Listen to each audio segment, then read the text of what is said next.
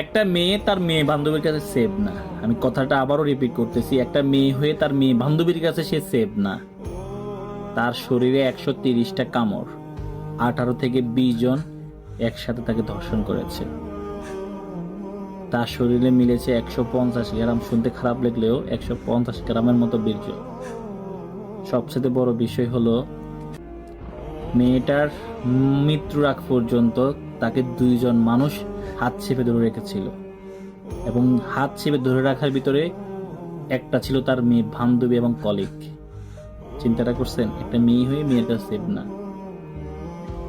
তার চোখের ফানি শুকিয়ে তার চোখ দিয়ে রক্ত বেরিয়ে চলে আসছে।